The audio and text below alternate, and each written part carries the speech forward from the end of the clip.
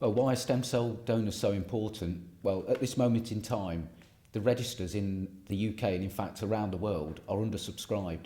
There just aren't enough people on the stem cell register. The problem is, of course, that anyone that has a blood cancer sometimes will need stem cell transplant in order to survive, and it is their last chance of survival. Is donation painful? Absolutely not. I'll say from the outset, before I'm about to describe to you two methods in which you can donate, and I'll say from the outset that the method that is used is entirely up to you as the donor, and there are no long-term impacts whatsoever in relation to either of these two described donation methods.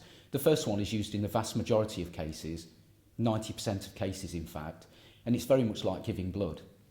You receive 3 injections which are a natural hormone, and what those injections do is they get you to produce extra stem cells naturally within your body. At the end of the week, you go along to a hospital where you're put onto a special machine. That special machine involves having a tube attached to one arm. Your blood is filtered out of your arm into that special machine, which filters off the extra stem cells that you've been producing. Another tube then brings your blood back to you. The whole process takes about 3 or 4 hours, and the biggest impact of that process is boredom. You can, during that time, read a book, talk to a friend, watch a film, and you go home afterwards. So that's a very simple and straightforward process. Side effects from that are very temporary. They last for about 3 or 4 days, some mild flu-like symptoms. The other method is a direct harvest, and this is done under general anaesthetic. And because it is under general anaesthetic, there's a procedure where you would, for observational purposes, have to stay in overnight at hospital. Side effects from that are that there is some mild back pain for about 2 or 3 days afterwards, but that will go. And as I say, that's all you have to do to save a life. If you can't donate because of medical reasons or for whatever other reason there might be, well, you can still help. The first thing you can do is spread the word, raise awareness about this issue. It's something that affects a lot of people. If you're on Twitter or on Facebook, spread the word that way. Use social medias and get as many people down there on the 19th as we possibly can. The other thing you can do, of course, is you can fundraise, and we need funds in order to do the work that we do. So that's another thing that you can do. And of course, you can come along and you can volunteer on the day. Just because you can't donate doesn't mean that you can't actually help on the day. So please come forward and let's make it a really, really successful day. How can you join the register? It's very, very simple and straightforward.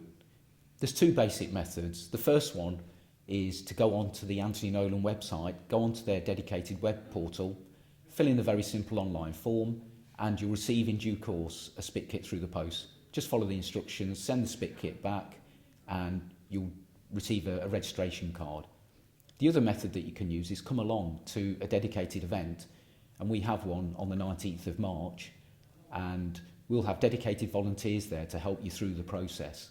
Fill in that very simple online form, and you provide a sample of saliva into a tube, and that is the tube there.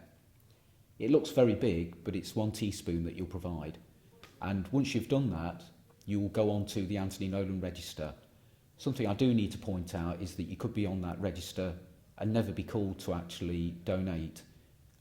There's a 250,000 to 1 chance that you could actually be a match with somebody. So you're on that register until you're 60. That's how simple it is. But by going through that very simple process, you could save a life. Why should you register? Well, there's a very, very simple reason. By filling in a simple form and spitting into a tube, you could actually save somebody's life.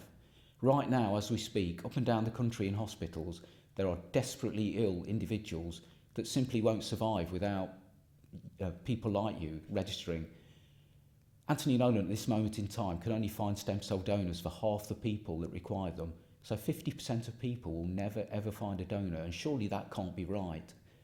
They, their families, their loved ones have to watch, absolutely helpless as the disease takes its course. And by registering, you could be saving the lives of babies, children that haven't even been born yet, and surely that's the right thing to do. Please register. By registering, you could save somebody's life.